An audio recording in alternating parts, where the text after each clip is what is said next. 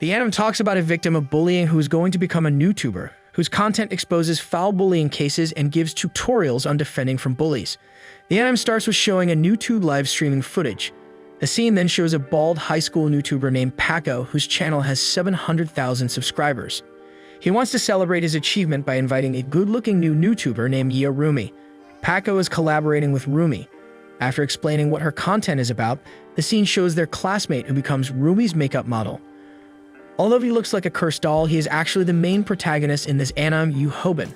Paco then orders Snapper, his cameraman, to record their live streaming. Seeing Hoban, who keeps frowning, Paco forces him to smile on the camera. After the live streaming ends, Hoban is seen having difficulty removing makeup from his face. He asks himself who never fights back against the bullies. In his monologue, he is annoyed with his fate and compares his life with his classmates. Although Paco has suck grades, he understands how to earn money easily. Even the new YouTuber Rumi, who has only 5,000 subscribers, has a pretty look and good posture, which makes her life easier. Different from both of them, Hoban has got nothing to be proud of except his poor life. Moreover, he also doesn't have anything special in his life. After washing his face from the cursed makeup, he intends to come back to his class. Suddenly, Snapper, the bully, and also Paco's cameraman beats him hard. Hoban is used to kicks and punches from Paco and Snapper. He feels annoyed and stares at Snapper, who kicks him hard. Snapper almost feels frightened by the look in Hoban's eyes, but he later makes a joke about it to his classmates. Later, Hoban is surprised to hear Rumi can earn 30,000 yen from the short live streaming they did before. Paco then asks Rumi if he can get something in return for helping her, to which she promises to give something he was looking forward to. On the back of the class, Hoban and Snapper have the same idea about one thing. Different from Hoban, who cannot do anything or get information about becoming a YouTuber, Snapper can casually ask Paco the procedure. Paco then says that to become a YouTuber, minors cannot earn money, so he needs his parents' bank account so he can get the money. Hearing that, Snapper feels pessimistic because he took his parents' money. He believes his parents won't allow him to use their account. After that, Snapper asks Hoban to give him his mother's account, although he knows that Hoban has to do a part-time job and take care of his sick mother. Snapper doesn't seem to have sympathy toward Hoban, who lives his hard life. Despite being annoyed with the bullies, Hoban cannot do anything but hold back himself, as he knows what he will get if he fights them back.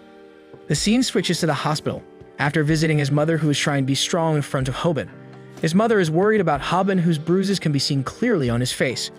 Hoban convinces his mother that he won't fight. It is seen that Hoban has to work at a fast food restaurant for a week to get 30,000 yen, like what Paco and Rumi got. Besides his mother's treatment, there are still many needs that he must fulfill as the only child in his family. Hoban is seen to have a crush on his co-worker at the restaurant, Choi Bomi, who is nicknamed the goddess of the McDonald's restaurant.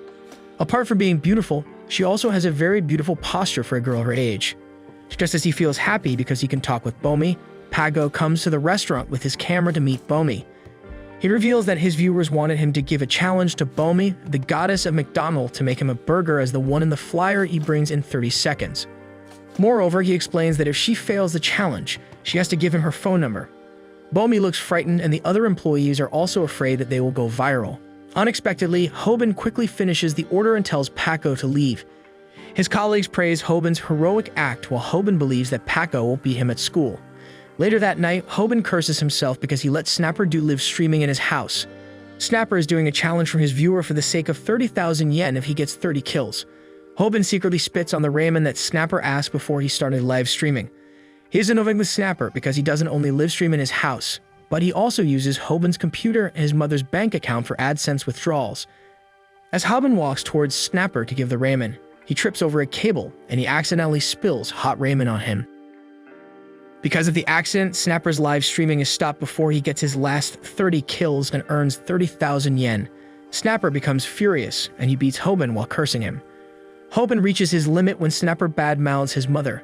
He stands up and fights Snapper back, and they both start fighting. Long story short, after Snapper leaves his house, Hoban looks exhausted after what he went through all day. He then clicks off the electric socket to minimize the electricity bills and decides to sleep.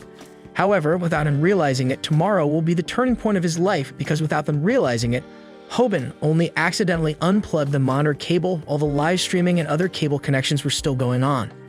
Snapper calls Hoban the next morning and cries out loud, knowing that their fight last night is going viral around the world. Hoban excuses that he didn't upload the video, but Snapper explains that the live stream video will be uploaded automatically once the computer is turned off. Snapper then tells Hoban to delete the video because he cannot do it since the account uses Hoban's mother's details. Hoban learns the situation and is depressed knowing that he is now not only an average loser but also becomes a world-famous loser. But his expression changes after he reads a comment saying that the video AdSense can be availed for a nominal fee of 0.1 yen per view, and he is shocked to find the views of the video reach more than 10 million viewers. In other words, Hoban can get more or less 1 million yen from the video. In the school, it is seen that Hoban and Snapper experience different situations. Snapper enters the classroom and finds his classmates making fun of him. Snapper doesn't find it amusing and he tries to bully a nerd who is playing an online game on his phone. Snapper smacks his head and thinks he is going to gain his power back. However, the boy suddenly stands up and punches him back. He feels even more pathetic when Paco refuses to help him out. On the other hand, Hoban is in the hospital. He is informed that he needs to pay 120,000 yen for his mother's hospital bills. Hoban's worries about his viral video have gone because he can get a sum of money commensurate with the virality. Suddenly, Snapper appears and fights him on the street asking for half of the money Hoban got from YouTube. He complains about his position as Paco's right-hand man and cameraman is over, and that he got nothing from the video except being a loser. After the fight ends, Hoban and Snapper sit on the bench. Hoban tries to console Snapper but still refuses to give him some money. Just then, Snapper shows him a video of their fight and threatens that he will upload the video. Therefore, in order to return his position and power, Snapper intends to team up with Hoban, who he thinks can be a long-term investment. However, after Snapper explains how complicated to run a YouTube account, manage the account, and make the content, he thinks that Hoban will fall for his tricks. Moreover, Hoban seems to accept his hand after he says that he will divide the money and give him 10% while the rest is for himself and the management fee. To his surprise, he doesn't expect that Hoban will refuse his offer and humiliate him. After refusing the offer, Hoban leaves Snapper alone. Snapper doesn't want to lose his only chance to rise back and he makes another offer to Hoban. The scene shows Paco inviting Hoban and Snapper to his channel to gain more fame and social respect. Snapper seems to force Hoban to do their plan while Hoban seems to wait for the right moment to do something. Suddenly, Paco makes a move and surprises everyone, including Paco, who is announcing about a computer as the giveaway that Paco will give to his lucky subscriber. Hoban keeps revealing the facts about Bullies Paco has been committing on his live streaming. Everyone looks interested and starts crowding around, and a girl in a yellow jacket hops to see it clearly. Unfortunately, even though it runs as he planned, Paco suddenly laughs out loud and says that he stopped streaming because his phone ran out of batteries. Then Paco lands his hand on Hoban, beating him up.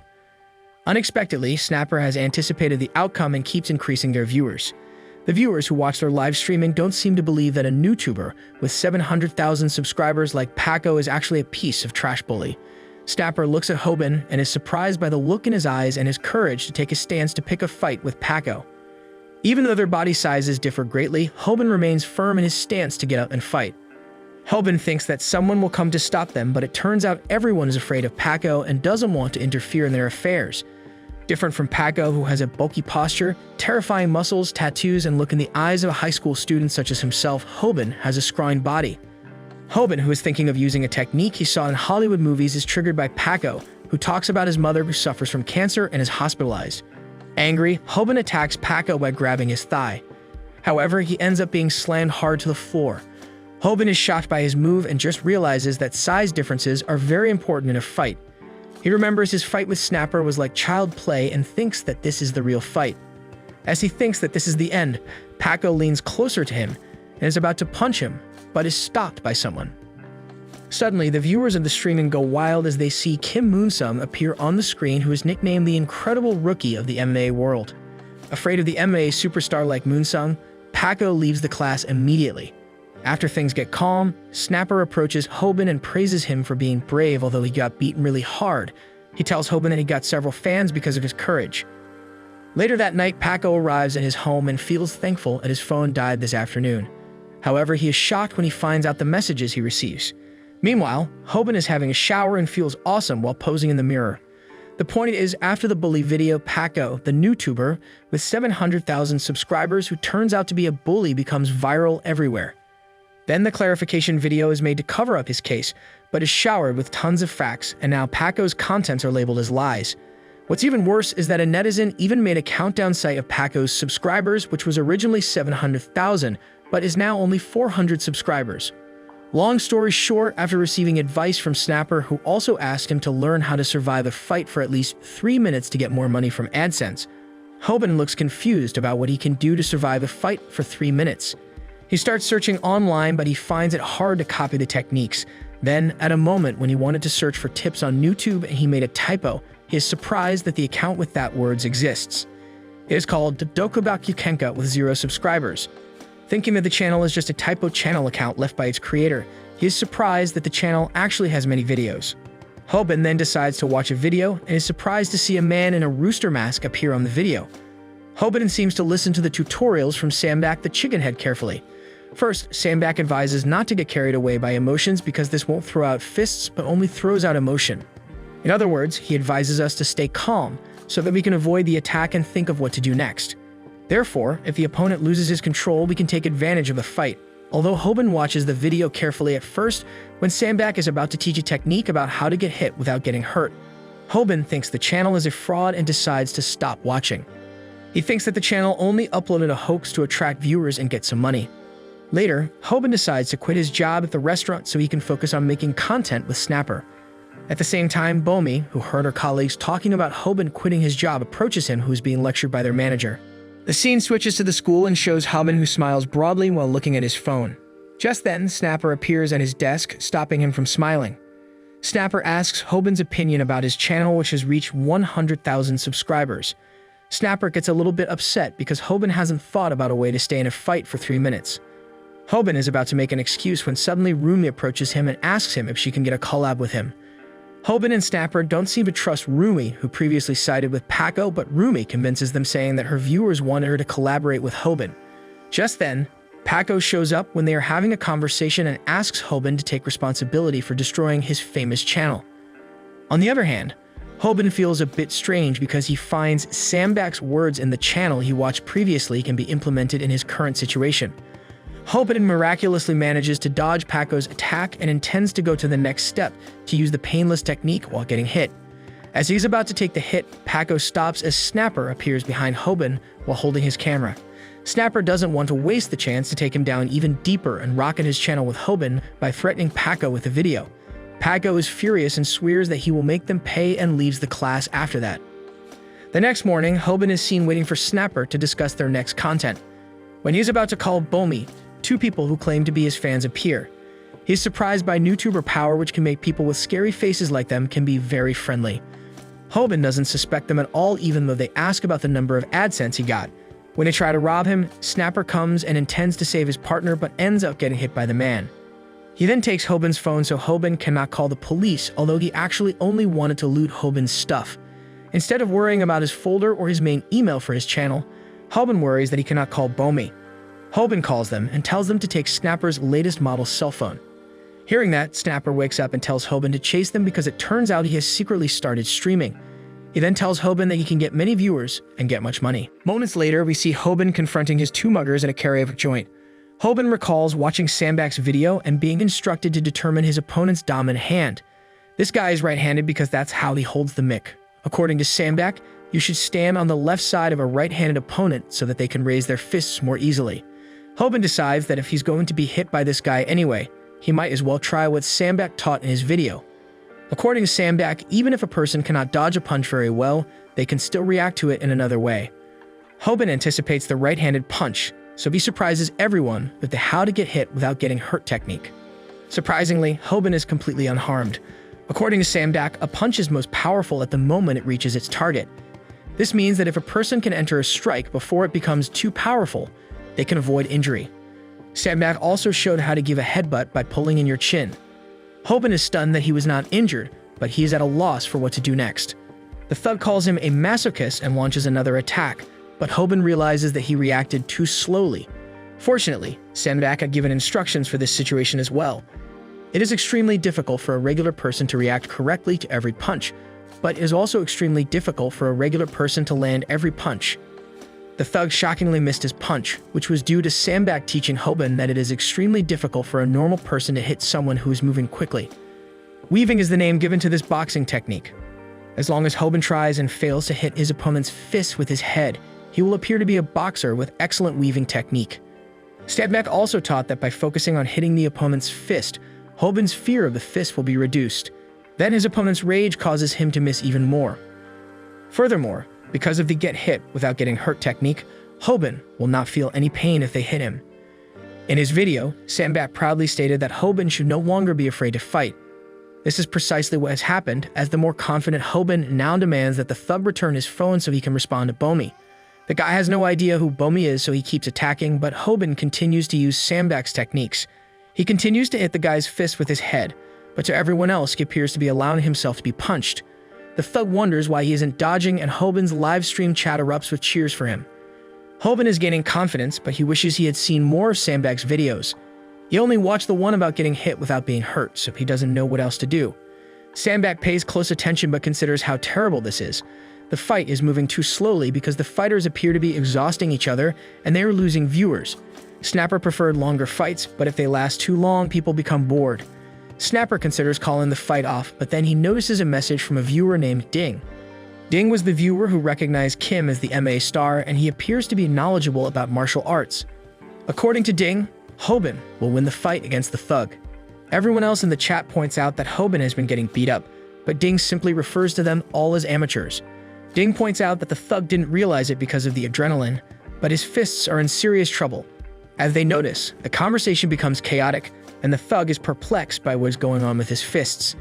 Ding explains that hitting a punching bag for too long can cause fists to swell, but this thug went too far and hit Hoban's rock-hard forehead far too many times.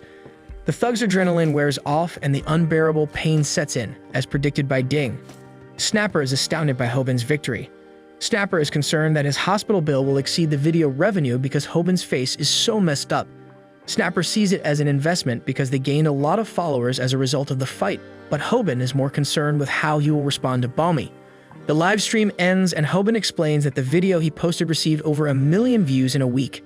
His viral hit channel now has 4 videos totaling 25 million views.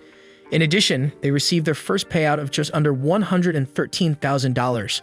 Snapper explains that they had to get approved first, and it took some time before they could place ads in their videos. Hoban is excited to continue because the payout for their first one was decent. He believes their videos should be more sensational and violent, but Snapper points out that they have been fortunate to avoid receiving a yellow mark thus far. When a video receives a yellow mark, it indicates that it was demonetized. This is something that all new YouTubers are concerned about. If YouTube determines that their video is too violent or contains excessively aggressive content, it will be given a yellow mark. Just then, the guys notice Rumi, but Snapper pulls Hoban away from her when he realizes she is after their audience. They eventually make it out, but Hoban is distracted by a cool-looking tracksuit. He assumes it will cost $200 or $300 and considers purchasing it because he has just been paid. However, Hoban is astounded to learn that it costs nearly $140,000. He realizes that this is the amount he owes Snapper for an entire month's worth of work, and he wonders who would be crazy enough to buy it. He is taken aback when Snapper announces that he has already bought the suit. Hoban points out that that is an entire month's pay, but Snapper considers these items to be basic necessities. He believes that everyone requires at least one of these, so he suggests that Hoban purchase one as well. Just then, Hoban realizes that it doesn't matter how much money someone has. Only the wealthy know how to spend large sums of money responsibly. Realizing this, Hoban acts like a responsible person and declines to purchase the suit. Just then, Hoban receives a text message from Bomi, which surprises him. Seconds later, we see that Hoban has abandoned all responsible behavior by purchasing the ridiculously expensive suit because Bomi requested to meet with him. Everyone around him wonders if the suit is a forgery, assuming that a child his age cannot afford it. Hoban convinces himself that it was a good investment, but he wonders why Bomi chose such a crowded location to meet up. Hoban decides to start a live stream, but those around him begin to recognize him. They mock him for selling out his classmate Paco in order to become famous, and they speculate on how wealthy he must be because he is wearing the suit. Hoban notices that they believe they can say whatever they want about him, which makes him realize that fame isn't everything. His fans, on the other hand, are on his side. They tell him not to take their comments too seriously, and one even encourages Hoban to fight everyone who is disparaging him. Hoban expresses gratitude to his audience, emphasizing that they are all he has. Just then, the girl enthusiastically requests an autograph, but she is actually speaking with another YouTuber named G1. G1 is interviewing people on the street, so he asks a pretty girl some questions, but she says she is meeting someone. G1 believes it's her boyfriend, but Balmy ends up pointing to Hoban. Bomi then points out that they are twinsies, but she's also dressed in the overpriced suit. Hoban then tells us how he was always envious of the popular students at school. He was always short and unathletic, and he never got good grades. He believed that school reflected society as a whole in terms of survival of the fittest. It is only natural for the weaker animal to give way to the stronger. Paco would always put him down to demonstrate this. Paco, on the other hand, was no exception, as he was put in his place by the stronger Kim. Hoban has always admired Kim because of this. Hoban, on the other hand, no longer thinks this way because Bomi is right here to meet with him. He doesn't need to be popular, and he's no longer concerned about his weakness. Everyone is taken aback to see the two together, and their hands accidentally come into contact. Hoban gets carried away as he envisions himself returning home to Bomi after a long day at work. He gave Bomi flowers in his mind. She wonders why one bouquet does not have flowers in it, so the smooth Hoban explains that this is because she is the most beautiful flower. Hoban is then greeted by their children, but his daughter reminds out that he is merely dreaming. Hoban knows how stupid he is for fantasizing after only holding hands, but Bomi simply believes he is a guy with few words. A couple nearby believes they look attractive since they wear identical clothing. The guy feels horrible for Bomi, however, because girls dislike being seen with shorter men. The person is certain that they cannot hear them, but Hoban can. Hoban believed that Bomi was bored by someone like him, but he now believes that she is embarrassed to be with him. Hoban is moved by their remarks and takes off his jacket. Bomi eagerly queries Hoban about himself, but Hoban is reserved and only provides brief responses. Bomi loses interest as she continues to inquire, but she ultimately gives up. She chooses to depart and adds that, while Hoban is excellent to communicate with, he has hardly said anything to her in person. Bomi apologizes for forcing him to put up with her, but Hoban tells the truth. He remarks that she must be bored with him, and he admits that he has never gone out with a female before. He starts answering her questions and admits that he didn't earlier because he was embarrassed by his responses. He also says that he wasn't eating since he was too preoccupied with her attractiveness. Bomi becomes concerned as he begins to sweat profusely, but he explains that he sat by the window because he felt the sun would be too hot for her. Bomi enjoyed it all, and some weirdo who was observing them the entire time thinks about how wonderfully Hoban played it. Outside, Hoban feels like Bomi's lover, and she mentions that she just received a phone call from an old acquaintance. This individual attends Hoban's school, but Hoban is taken aback when she exposes her identity as Kim. Hoban is terrified to learn that Bomi's friend is the man with everything, the one with whom he can't even speak at school. Hoban's mind wanders as he experiences the same daydream about returning home from work. This time, however, Kim is Bomi's spouse, and Hoban is only a visitor who entered their home. Kim calls him a loser who is after his girl, and his daughter encourages him to get back up. Hoban chooses to lie to Bomi, claiming that he and Kim are truly very good friends.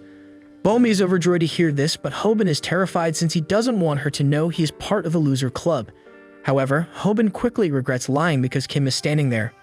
Bomi greets him warmly and wonders if he and Hoban are truly good friends. Kim only glances at Hoban as he panics. Hoban understands he has committed a serious error and apologizes to Bomi in his head for lying. There's no way for her to know, but losers have an unwritten rule: never claim to be close friends with anyone. Hoban breached the rule to show off. All he wanted was to keep shining brilliantly in her eyes. The guy's quiet makes Bomi question if something is wrong, so Hoban prepares for the dreadful moment. He is prepared to be punished for his deception and considers how he will never see Bomi again. Surprisingly, Kim just responds that he believes they are buddies and are in the same class. He barely remembers Hoban's name and is aware that he does YouTube videos. Kim points out that they are wearing the same outfit, so Hoban refers to them as twinsies. This isn't the greatest way out of the problem, but Hoban considers how much he dislikes how pleased it has made him. The three of them go on a walk, but Hoban believes he is plainly the third wheel. He informs them that he has an ingrown toenail that is causing him a lot of agony, therefore he needs to leave. Hoban pretended to hobble away, wishing he had thought of a better tale. Snapper appears nearby, revealing that he was watching and streaming everything. He believed Hoban was doing well and wished he'd stayed with them. Hoban, on the other hand, points out that Snapper has no concept what it's like to be the third wheel between two really gorgeous people. Hoban thinks himself an unsightly ingrown toenail in comparison to others. They just live in separate worlds, and no one knows this better than him. Snapper argues that love is like fighting a battle, and Hoban cannot just quit up because a formidable opponent has emerged. Hoban claims that he can never lose if he doesn't fight, while Snapper deems him a coward. Snapper then recalls something a basketball coach ever said. He cites him dramatically, stating, "If you give up, then the game is already over." Snapper then reminds out that Bomi invited him out to have some coffee. She was definitely looking forward to spending time with Hoban, and she appeared unhappy when he stated he was going. Snapper becomes even more dramatic as his voice cracks from his intense speech, claiming that Hoban is closer to triumph than any of his competitors. Hoban becomes tearful, thanking Snapper for opening his eyes. Snapper tells Hoban that they are pals and urges him to express his feelings to Balmy. Hoban rushes out to do precisely that, but we see Snapper as once again only attempting to create material. He becomes aroused and considers titling the stream, "I confessed my love to a friend and got rejected." The conversation discusses how they would hate to have Snapper as a buddy, and Snapper stops running when he is shocked by anything. Hoban rejoins the group and Kim offers to remove his ingrown toenail. Hoban claims he's well now, so Kim departs for practice because he has a match next week. Hoban now sees that Kim and Balmy were not on a date, and he became disheartened for no reason. Just thereafter, Kim unexpectedly informs Hoban that he is a skilled fighter. Kim viewed Hoban's film versus the Thug and noticed that he was accepting blows early to reduce discomfort. More significantly, Kim feels Hoban did not make the next move on purpose. Hoban considers how Kim knew everything, but he has no idea what next action he is discussing. Kim leaves, but Hoban wonders whether anybody else knows about the hidden Chicken Man films. Balmy knows Hoban has returned to tell her something, but he is very frightened. He eventually asks her what her ideal person is, and she responds she wants someone who is honest. Given this, Hoban chooses to be open and honest about his feelings. He imagines telling her that she embodies his ideas, but he can't just yet. First, he confronts Snapper for attempting to broadcast this scene. Hoban is taken aback when he notices Snapper's face is all torn up and Paco appears to be returning for revenge. Balmy asks what this guy's problem is, but Hoban just instructs her to go right now. Paco refuses to let her leave, pointing out that she lied not to be interested in boys when he asked for her phone number. He insults her even more, so Hoban has to tell himself to be cool. The Chicken Man taught him that there are no easier opponents than those who are fired up. Hoban maintains complete control of his emotions and intends to rile up Paco first. Hoban easily performs this with a sneer, prompting Paco to strike him. Hoban prepares to execute his get punched without getting hurt method, but Paco unexpectedly strikes him with an uppercut. He altered up the punch because he had already seen Hoban's previous video. The Chicken Man stated in his video that only a fool would repeat the same move. Unfortunately, the get punched without getting hurt strategy is readily countered with an uppercut. Hoban now takes a thrashing as Balmy worries about him, and he wishes he had viewed Sambak's earlier vids. He hopes he could remember the next move Kim stated, but his mind is utterly blank right now. At this point, Hoban's life flashes before his eyes. He was constantly being beaten up, and then he was given a once-in-a-lifetime opportunity. A hidden channel taught him how to fight, and he was pleased when he discovered how to get money from it. However, he grew complacent and stopped learning to fight. He must now bear the consequences of his actions, since he has once again become a loser. As Paco prepares to annihilate him, Hoban recalls how he used to believe that being hit was preferable to attempting to resist. His wounds would heal, and the pain would lessen with time. However, this time is markedly different. Balmy is observing, and he is certain that this type of wound will not heal. He does not want her to see him looking so sad, so he requests that Paco simply let her go home. Paco simply begins beating him up again, and Hoban considers how he must ensure that Balmy returns home no matter what. He wishes to conceal the reality that he is a useless weakling from her. Hoban starts snarling, but he can't believe he's doing it in front of the girl he adores. This isn't enough for Paco, so he orders Hoban to remove his pants, making him appear even more foolish. Paco then suddenly discloses that he is forcing Snapper to broadcast all of this live on his Paco YouTube channel. Paco wonders how many watchers they have, while Snapper apologizes to Hoban. Paco emphasizes that if Hoban simply performs what he says, he will forgive him. Just then, Hoban is embarrassed when the lady he loves smacks Paco, demonstrating more guts than him. Paco grows enraged and instructs Snapper to point the camera away. He intends to hit Balmy, but will not do so on television. Everyone is startled when Hoban takes his pants down. He knows he can't defeat Paco in a real battle, so this is the only way he can defend the girl he loves. Paco cannot believe he did that and notes that Hoban's subscription count has undoubtedly decreased as a result of this embarrassing incident. He insists that Hoban send the money he has left and cancel his YouTube account.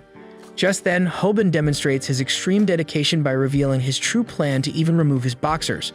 Paco feels worried since streaming this live would result in his YouTube account being permanently suspended. However, Hoban has already made his decision as he bids Balmy farewell and proclaims that this is his final act of resistance. Paco begs him to stop, but he doesn't have to since Kim unexpectedly returns to stop Hoban. Hoban is outraged, however, since Kim is robbing him of the little pride he still has. Kim watched the transmission and went to the spot. Hoban then watches as Kim effortlessly defeats all of the guys, including Paco, who begs for his life. Hobin feels so embarrassed of himself that he cannot raise his head. Bomi is concerned about him, but Kim says that what Hobin really needs right now is to be alone. Hobin wonders when he becomes such a terrible excuse for a human being. He believes it was when his father left, but he later remembers that he was happy when he first started school. When he met Paco, things really started to go wrong. He couldn't understand why Paco was striking him, which is understandable given that Paco never had a reason. That's when Hobin started disliking school and couldn't look people in the eyes. His body began to shrivel and his terror reached a height. Hobin is like that again, sobbing furiously while Snapper apologizes. At school, Paco resumes streaming to just his most devoted followers. Snapper is his makeup model this time and he's wondering where Hobin is. Hobin has not returned to school after the event, but it has already been many days. Paco pushes Snapper to welcome his viewers, which he does, but Snapper is only concerned about how he would properly apologize to Hobin. Bomi is dissatisfied at Whackdonald's since Hobin does not return her phone calls. Hobin returns home and tells us that he just wants to disappear. However, Hobin isn't only feeling sorry for himself. After, we see that Samdak's videos are playing on Hobin's PC. Samdak declares that miracles do not happen to those who do not make an effort. The fighting method demonstrated in this video is titled How to Fight and Beat a Regular Person. We next watch as our child Hobin performs several push-ups while explaining that he is determined to alter himself. According to Samdak, it takes much more than just watching YouTube videos to motivate individuals to alter themselves. The key to persuading someone to change is within them. It is their wrath against themselves, thus they must fuel their rage. Hobin does just that, working hard to transform as if nothing else in the world matters. Samdak claims that learning the skills in this one video will take a whole month. Back at school, Paco beat up Snapper while live streaming. He worries if Hobin is really going to abandon his companion to the wolves and asks Hobin to come and save him. Snapper warns Hobin not to come and begs him to stay at home where it is safe. Hobin is watching as Snapper tells him not to come to school. Surprisingly, Hobin is already present. Snapper is astounded by what he sees, and the strange girl hurries over to investigate. Hobin hands Snapper his phone, and Snapper is surprised to discover that he has already begun his live stream. Hobin instructs Snapper to begin filming him and announces that today's live stream will be titled How to Fight and Beat a Regular Person. A day before, Snapper denied ever being pals with Hobin. He volunteered to be Rumi's producer instead and even informed Paco that he simply tolerated Hobin as a business partner.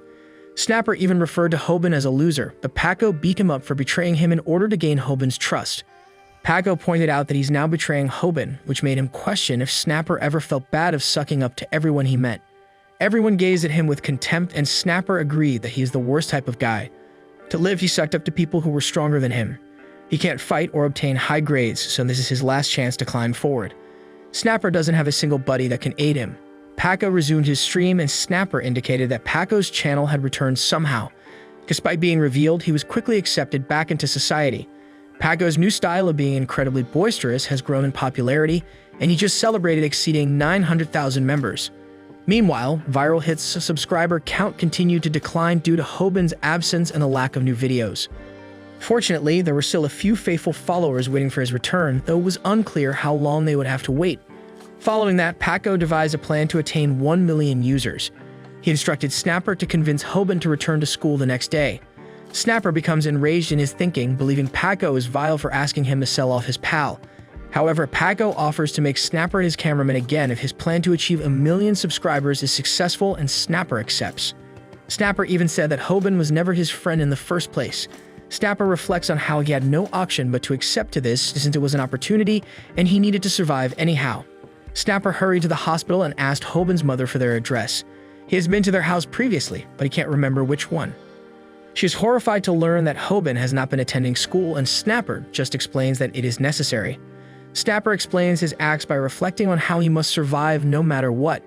Snapper exclaims that he is rescued once she gives him their address, but we later learn that he was beaten up again at school the next day. Paco is to blame because he is unhappy that Snapper was unable to convince Hobin to attend. Snapper is now the laughing stock since he will not receive the $300 that someone promised him for a small job he was working on. Snapper reveals that he went to Hobin's residence and yelled for him, but he never came out. Paco doesn't care and simply beats him up even more. He decides to give Snapper one final shot to persuade Hobin to attend school and launches his live webcast. Paco is completely surprised when Snapper does the opposite. He instructs Hobin not to attend to school and says that Paco would receive $300 only for knocking him up. Snapper warns Hoban that Paco may commit suicide this time, so he advises him to stay at home. Paco loses it completely and strikes Snapper in the face. We then learn why Snapper had a change of heart. The day prior, Snapper spoke with Hoban's mother, who informed him that Hoban told her about him. Hoban expressed his happiness at finally having a friend in class. Snapper was taken aback when he informed her that his new companion had made school much more enjoyable for him. Snapper now takes a pounding and reflects on how, despite being a backstabber who is all talk, Hoban gradually refers to him as a buddy. Knowing this, he cannot betray Hoban now. We then return to the present when Hoban attends school despite Snapper's pleas for him to remain away. Hobbit makes sure Snapper is watching and announces that the title will be How to Fight and Be a Regular Person. Snapper is surprised to see Hoban behaving so calm, but he notices that Hoban has a speech scribbled on his hand. Hoban begins by doing his get hit without being wounded technique. Snapper becomes concerned since Paco has already beaten it. Paco is frustrated as well since Hoban should know that this move would not work on him, so he moves in for another uppercut. A glance back a month reveals what happened after Hoban thoroughly disgraced himself. He realized he had become overconfident, assuming that he was a terrific boxer. He ended up embarrassing himself in front of Bomi, and he questioned if he should never see her again. Hoban assumed he'd never have to face his audience again, but that would mean he couldn't pay his mother's medical fees. Hoban was at rock bottom, questioning why he had to be so weak and useless. If this were an anime, some miracle would have made him stronger right away, but Hoban was well aware that this is reality. However, Hoban suddenly recognized that he had his own type of miracle, the hidden YouTube channel. Hoban went on to the Chicken Man's second instruction on fighting, which was how to fight and defeat an ordinary human. Sandbach indicated that Hoban's commitment would now be tested, since the next skill would take a whole month to learn. The first of the 3 fighting essentials is to strengthen your physique. Sandbach advised him to consume high-quality proteins to build his muscular mass. Professional fighters have strategies to compensate for size inequalities, but novice fighters do not, thus they must strengthen their bodies to withstand blows. Hoban concocted a protein smoothie from raw meat, but he ended up puking it up. Hoban became overly thrilled and missed a portion of the video in which Sand suggested that he just buy protein drinks. Willpower is the second key component of battling. Hoban didn't have the money to buy protein drinks, but he was serious about it, so he used his willpower to compel himself to drink the shakes he produced. Sandbach added that overeating may cause him to gain weight, so he needed to exercise as well. Stamina was the third necessary. Sandbach told him to go to the pool because swimming is the finest activity for increasing stamina. Stamina is vital since it allows him to survive longer during a fight. Sandbach has developed a technique to improve metabolism while swimming, which involves swimming with his hands balled up into fists. Hoban knew swimming pools were packed with happy extroverts, so he couldn't go there. However, he was so determined that he swam out of a public bath instead. Despite exhaustion, Hoban's drive remained unwavering. However, Sadak surprised him by revealing that the significant improvements in his builder stamina could not be achieved in a month. What he taught him, however, provides a solid basis. What a new combatant requires is a weapon called technique. This made Hoban very eager as he prepared to learn a tremendous move. Sandbach then presented the following question: which mixed martial arts are most suited for brawling? A journalist once questioned a renowned martial artist, if you were a weak kid being bullied, which martial art would you want to know? This guy's response was only one talent, and it wasn't boxing. Hoban became quite delighted at this moment when Sandbach announced that he would divulge the secret now, which was the champion's response. Sandbach then instructed Hoban on how to take the right posture, placing all of his weight on his front foot. With all stress removed from the rear foot, Sandbach designed Hoban's body to spin as if turning to look behind him. Back in the present, Hoban performs an MMA-style technique on Paco known as a low kick. Everyone is surprised, even Hoban, who can't believe he actually landed it. Sandbach had Hoban practice this low kick 10,000 times over the last month. He assured that as long as people took it seriously, they would see results because hard effort never fails anybody. Hoban is stunned, however, as Paco simply chuckles at the kick. He is familiar with the low kick motion and points out that you should aim for the thigh while utilizing it. However, Smapper notices the elderly man named Ding in the discussion again, and he claims that Hoban hit the kick exactly on target. Snapper is surprised when Kim discovers that Hoban did it on purpose. He executed an MMA-style low kick. It is an enhanced low kick that maximizes the low kick's strength, and it is known as the calf kick. Unlike more typical kicks where damage accumulates over time, the calf kick causes quick damage in a single blow. Kim is impressed since it is not a technique that a newbie can readily do, and he contemplates subscribing to Hoban's channel. This was a move he expected Hoban to use next when they spoke earlier. Sandbag also taught Hoban that running away is a valuable technique, especially when confronted with a larger opponent. Hoban knows Paco will destroy him if he gets hold of him, so he stays away. However, when a chance arises, he employs the calf kick. Everyone watching, including the audience, is impressed, but Kim worries why Hoban isn't taking the next step. Something simply doesn't feel right to him, and he is surprised when he discovers it. Just then, Paco learns that the calf kick is all Hoban knows. Everyone observes, and they can't believe Hoban attempted to fight Paco with a single kick. Paco then states that it will no longer operate. Sandbag highlighted in his video that while the calf kick is crucial, it is also simple to predict. Learning 2 movements in 1 month is quite challenging, but Sandbag reveals that he also taught another move during training. Paco sees another calf kick coming, but Hoban reflects on how he has changed. Sandbag instructed him that he will discover an opportunity after his opponent focuses on the calf kick. Paco is now entirely focused on Hoban's next kick, but Hoban claims that he is no longer a loser. Hoban suddenly balls up his fist, demonstrating the power he gained by swimming this manner. He names the technique the overhand hook, and he completely crushes Paco with it. Hoban labels Paco a hopeless dirtbag, and everyone is stunned as Hoban stands in victory. Some of Paco's buddies attempt to get retribution, but Snapper warns them to back off. He swears that if they even think of touching his companion Hoban, they would be punished. Snapper is currently thinking about how he will safeguard Hoban. Snapper, like a genuine buddy, resolves that if Hoban is hit, he will also be hit. He had no idea Hoban considered him a buddy until Hoban's mother told him. Snapper is startled to see how afraid the bullies are of him, but is all due of Kim. Kim was astounded by how brilliantly Hoban fought, and we can see how emotional the battle has made Hoban. Hoban recognizes that this is the ideal time for anything, so he reminds everyone watching his broadcast to subscribe and enable alerts.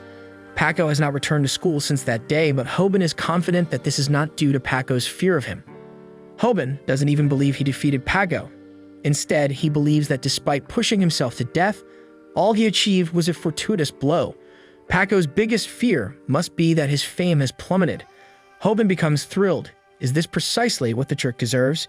Even better, Hoban's viral hit YouTube channel is rising at a rapid pace.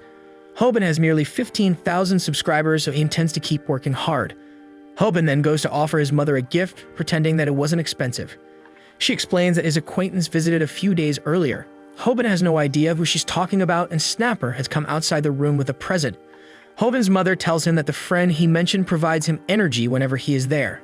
Hoban recalls, but the acquaintance he told her about turns out to be Kim. Snapper is astonished to learn that it wasn't him the entire time, and he confronts Hoban about it. In actuality, Hoban considers Snapper a close buddy. They quarrel, but Hoban reflects on how, despite being a jerk, Snapper is actually rather nice. A little later, Snapper suggests to Hoban that they hire a professional editor. Snapper has been performing the editing, but he is a novice, and he believes hiring a skilled editor will help the channel expand even further. Even if the fundamental information is fantastic, individuals may become tired with it.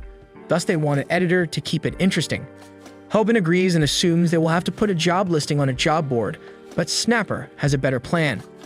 Hoban is then surprised to learn that Snapper has been streaming the entire time, and Snapper's solution is to ask their viewers if they would want to serve as their editor. Many of the responses indicate that this may not have been the best idea, so Hoban emphasizes that they want someone with video editing skills. Just then, Ding, the elderly man who breaks down Hoban's bouts, remarks that he has some experience. Snapper is skeptical of this guy since he is middle-aged, but Hoban is unconcerned with his age. He simply wants a competent editor. Snapper will give the person a chance because that is what Hoban wants, so he informs the elderly man that he will be interviewed. The next day, Hoban explains that he obtained the elderly guy's details, but his profile raises worries among the guys. Snapper is so anxious that he asks Hoban to block him. Hoban intends to follow his word, however, adds that the old man will be there shortly for the interview.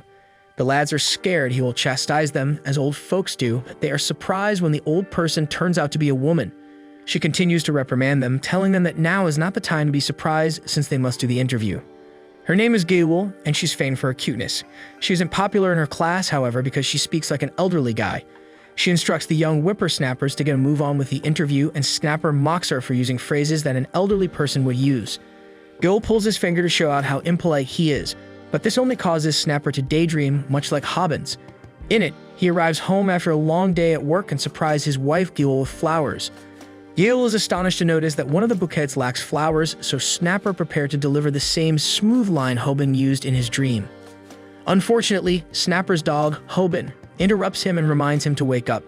Snapper, who is having a half-daydream, encourages Hoban to sit and be a nice dog, but he quickly returns to reality. Snapper can't believe he daydreamed all of that simply because she stroked his palm and they watched the film she created for them. It opens with an introduction that impresses Hoban. Snapper is only admiring her little hands and wishing he could thumb wrestle with her. This makes Snapper want to recruit her straight now, but Hoban says they should view more of the video. Gale even integrated the funniest fan comments, which are one of the highlights of Hoban's channel. Hoban is unsure if he should hire her, so he asks whether she had any problems when editing. He is astonished when Gale reveals that she had trouble cutting out some sensitive stuff. There was even something on his underpants that may need to be taken out. Hoban is terribly ashamed, so he just agrees to hire her. With her talents, Hoban can see she could be recruited elsewhere, so he wonders why she chose them. Gale is merely a fan of his, so they agree to collaborate. Meanwhile, Bomi learns about Viral Hit's new editor. She points out that Hoban has time to concentrate on his YouTube channel, and she wonders if he has just decided not to contact her again. Even worse, he does not answer the phone. A gathering has collected nearby, and they appear to be quite anxious about something. Balmy checks and is surprised to discover that a group of men has been beaten up. One child is playing an arcade game when he is interrupted by a huge person who asks if he beat everyone up. The boy is more worried about losing his game and wonders if the huge person has 50 cents. Snapper informs Hoban about a man named Ta-hoon. He is a former fighter in the Max MMA League who was booted out for generating too many difficulties. There are a lot of nasty tales about this person, and it is reported that he has hit everyone in his high school at least once. Snapper reveals that the guy has been training Taekwondo since he was a youngster, but Snapper does not rate Taekwondo highly. He believes it is quite weak since all you have to do against it is watch out for kicks. When they attempt to kick, simply sweep their leg and bring them down. Snapper believes he could win versus a Taekwondo fighter. But Gale chastises the kids for thinking like amateurs. She explains that sport Taekwondo is unsuitable for a street fight, but combat Taekwondo is completely different. Sport Taekwondo focuses on scoring points in a set amount of time, whereas combat Taekwondo focuses on knocking an opponent out cold. We see an example of this when the youngster in the arcade kicks the huge person in the face. Gale states that an experiment was previously done to determine the speed and force of some great martial artists' kicks. The Muay Thai and Karate combatants had great figures, but the Taekwondo fighter merely quadrupled them. His kick reached a maximum speed of 220 km/h and a force of more than 1,000 kilograms. Hoban has no idea what any of this means for him, but Snapper reminds him that his channel is all about battling bullies. He then says Ta-hoon will be his next opponent. Hoban accepts this quietly at first, but gets horrified as he learns what Snapper has said. According to Gale, Taekwondo is currently quite popular. Many MMA fighters worldwide adopt Taekwondo tactics. Even at Discount Mike Tyson, the interviewee, acknowledged that Taekwondo is fantastic. Gale argues that it is one of the few moves in which it is acceptable to turn your back on your opponent. It's called the back kick, and it's illustrated by their arcade youngster knocking out the large guy. Snapper obtained this guy's information from their viewers, which Hoban feels is fantastic. The difficulty is that Ta-hoon is not your typical thug, he's a professional fighter. Hoban has no idea what to do against a monster like him, and he wishes he could simply perform eating contests on his channel. Later, we find out more about Ta-hoon.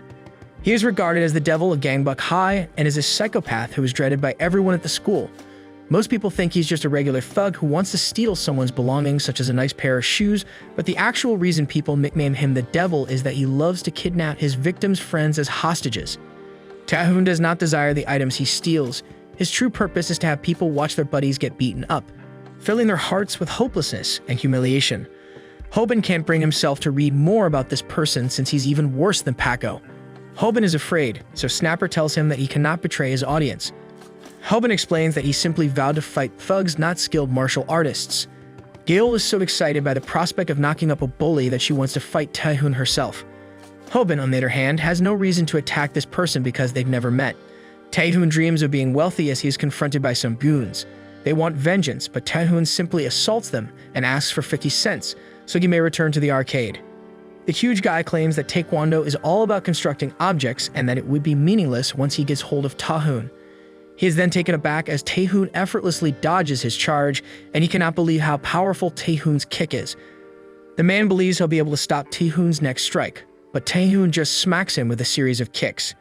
Ta-hoon requests 50 cents again, so the large guy simply agrees to give it to him. Ta-hoon emphasizes that he was talking to a buddy, and the friend agrees to pay him 50 cents. Taehoon just knocks the huge guy up some more and begs the friend for $50 so he can go to the arcade. The companion agrees to do this as well, but Taehoon continues to beat the large guy up and demands $5,000 this time. Taehoon plans to punish the huge person because his pal does not have that sort of money. Snapper films this conversation close and is afraid since Taehoon is much more of a sociopath than the rumors suggest. Snapper understands what they promised their audience, but he determines that they should remain away from the maniac. He is horrified when Taehoon stares in his direction, but he manages to conceal just in time. Hobin then hails his friend on his hard effort, but warns him that he needs to be more careful next time. Hobin is relieved that Snapper escaped, but he quickly understands that their lives are gone when Taehoon discovers them. Snapper tells Taehoon that he was merely recording him since his taekwondo is so impressive. Hobin feels relieved that Snapper is such a smooth talker since he should be able to talk himself out of this dilemma. This is ideal since Hobin has yet to determine whether or not to confront Taehoon because he lacks a compelling reason. He's not a justice-driven hero and his physique can't handle every conflict that comes his way. Just then, Gil enters, presuming Taehoon is attempting to harm the boys, and Hobin believes she will start a fight with him. This might be disastrous, resulting in an emergency similar to what happened with Bomi. Giggle immediately stops, and Hobin knows she is just as terrified as they are. They explain that they will just erase the footage and attempt to depart. The gang is surprised, however, when Taehoon discovers that they are from the viral hit YouTube channel and that he has heard allegations that they plan to beat him up. He also heard they earn a lot of money, so he asks Hobin to give him his YouTube channel. This appears to be standard thug conduct, but Taehoon is not like the others. Taehoon accomplishes exactly as the rumors claim, taking the victim's friends hostage by striking Snapper. Hobin recalls that Taehoon does not truly desire what he takes. His true intention is to make them see their buddies get beaten up. He wants them to feel weak and humiliated. Taehoon insists that Hobin give him his YouTube channel again, this time for 50 cents. The scene starts with Taehoon beating up Snapper cold-heartedly. Hobin is there and Gil is there too. Hobin tries to simulate a calf kick, but his inner self tells him it won't work. He tries again to simulate an overhand hook, but again, his inner self tells him it won't work either. The conclusion is that he will lose no matter what he tries. Hobin doesn't want anyone to get hurt anymore. He surrenders his YouTube channel to Taehoon, a violent streamer who uses violence to make people feel powerless and ashamed. Snapper and Gaewol are surprised by what they hear. Taehoon even slaps Hobin because he never thought Hobin would let his YouTube channel go so easily. After relieving the pain from the slap, Hobin comes up with a condition that Taehoon will not hurt them again. Snapper ends up in the hospital with cracked ribs from Taehoon's back kick. While peeling an apple, Hobin asks Snapper if he's angry about the recent events. Hobin even justifies his actions, saying that if he hadn't done what he did, it might have been more than just cracked ribs. Hobin continues, reasoning that Taehoon is a psychopath who is better left to the authorities. Snapper is fine with that reasoning, but he still cannot accept it. He will never give up their YouTube channel, even if he gets beaten up. He recalls when Hobin went mano a mano with Paco and how it inspired him, showing that even a weakling can bring about miracles, which boosted his courage.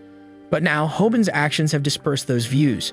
Snapper asks Hobin if he has any pride. Hobin says nope loudly and clearly, shocking Snapper. Hobin adds that he has his reasons, stating that his pride is nothing worth defending and that Taehoon is on a whole different level compared to Paco. He's scared and doesn't want to get hurt. Hobin then says sorry while leaving Snapper, who understands Hobin's thoughts and is fine with it. While passing the hospital room door, Hobin passes Gil, who is visiting Snapper. Snapper jokes that he will beat up Taehoon with no problem if he were in better condition and tells Gil to leave him alone. When Snapper is alone, he cries. When he faced Taehoon, he hoped he could show off to Gil, but the contrary happened. It became an embarrassing moment showcasing how pitiful he is. In silence, behind the wall, Hobin hears Snapper cry. Hobin understands Snapper's feelings because he has been in Snapper's shoes. At the arcade, everyone is afraid because Taehoon is there. He plays the Taekwondo arcade game alone and no one dares to come close. Then Hobin comes to play at the arcade too, facing Taehoon in the Taekwondo arcade game. Some scared passersby see the game from Taehoon's side. Taehoon plays tirelessly but is perfectly defeated. Taehoon freezes for a moment because he lost. Hobin taunts that Taehoon isn't that impressive at all. Hobin recalls Sambek Lessons 1, get the opponent worked up. Taehoon approaches Hobin with his dreadful look. Hobin is scared, but he manages to stay in control. Hobin says that he came to offer his YouTube channel to Taehoon if Taehoon can beat him in a month from now. Hobin trembles inside, but his mother's spirit pushes his courage more than his fear. Hobin offers his YouTube channel and his friends under those terms. Taehoon smirks at Hobin's idea and wants Hobin's YouTube channel right away.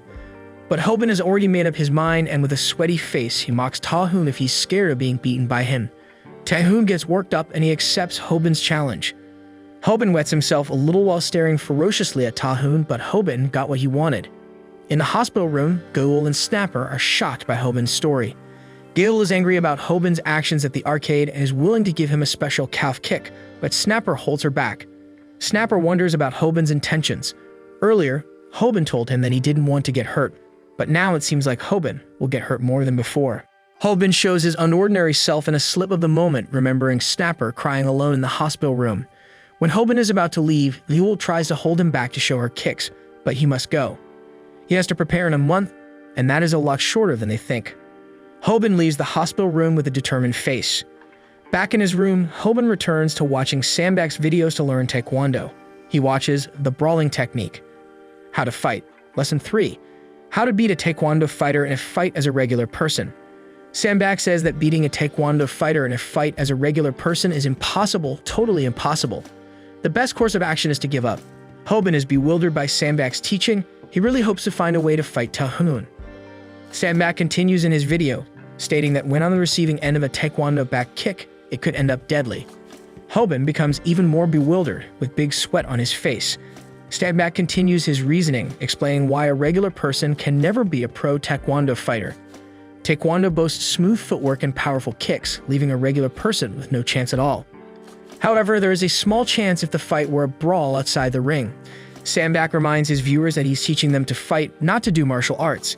He teaches that beating Taekwondo with its smooth footwork and powerful kicks in a street fight is simple. Just make sure they can't use their feet by controlling the environment. And if the fight happens outside of the ring, it's possible to employ this tactic. Every martial art has environment-based restrictions, and Taekwondo is no exception. For example, a regular person can control the environment with unsure footing or by fighting in a slippery place. Hobin's eyes sparkle with joy hearing that. He comes up with ideas and decides to fight Taehoon on a rainy day. Sandbag tells the audience that once they have selected the fight location, they should begin training and suggests reviewing the moves they have already learned. Hobin remembers having a sandbag and decides to use it to improve his calf kick, moves that Goul is proud of. Sandbag adds that they should brush up on calf kicks and overhand hooks to make sure they're always available. He emphasizes that there are 3 essentials to fighting: build, stamina, and willpower. While Sandbag explains, the scene fills with part of Hobin's training, swimming in the pool. When Hobin is full of joy, thinking he has found a glimmer of hope to beat Taehoon, Sandbag continues to say that they still won't be able to win, and the chance of winning is still only 5%. Hobin is shocked and bewildered once again. Sandbag teaches a move to raise the chance to 40%, a tackle. Hobin's expensive sandbag is broken. Sandbag urges the audience to practice tackling by improving their core muscles, using water resistance to train muscles, hearts, lungs, and overall stamina. The scene shows Hobin training in a cold public bath when a kid points at his tiny thingy. Snapper and Goul come to Hobin's room, bringing a camera for live streaming. Many live stream audience members comment about Hobin's house. Hobin's room is not locked and they cannot find him. Snapper hears some noise from the closet. It turns out Hobin was practicing inside the closet, hanging from the clothes hanger rod with both of his hands. Snapper is shocked to find Hobin inside the closet. Snapper suggests that Hobin should train in a public park, but Hobin refuses, asking why a loser should train in public. The live stream comments about Goul being a cutie pie. The scene continues with Sandbag teaching to raise the chance of winning from 40% to 50%, namely abs training to withstand a Taekwondo back kick. In the scene, Hobin is doing sit-up training when Goul arrives. She loses her jacket and starts trampling on Hobin's stomach while Snapper records with his live stream camera.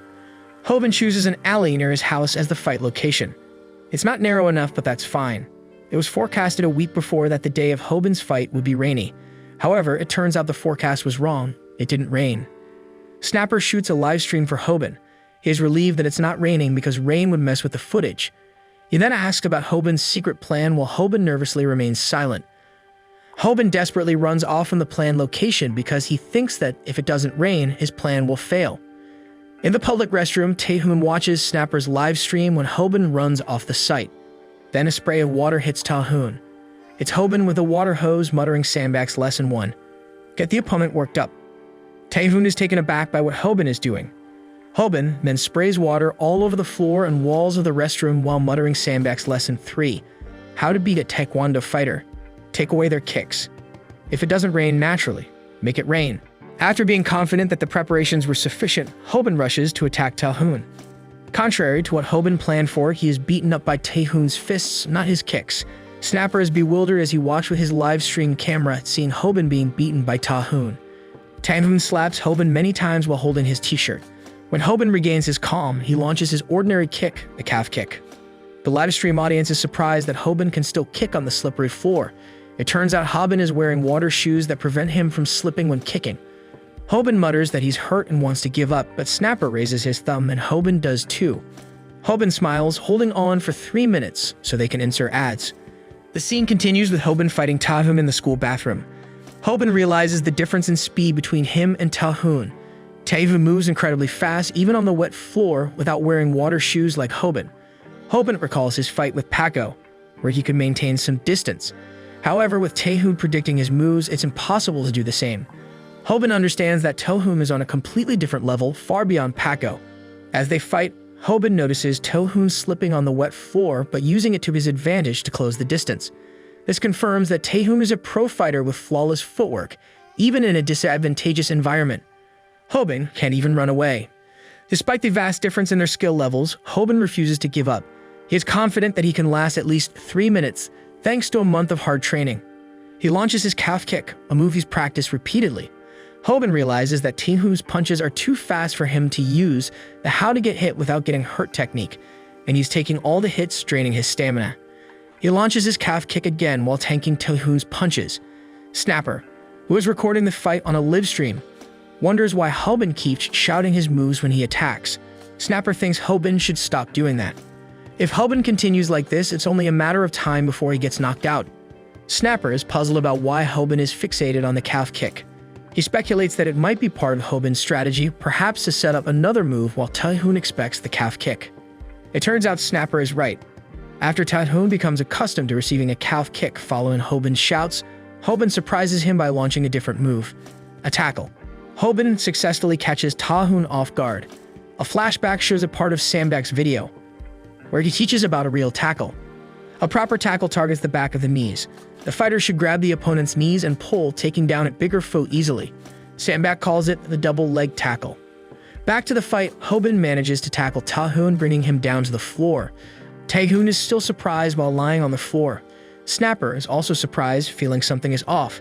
He wonders if Hoban can really take Taehoon down so easily.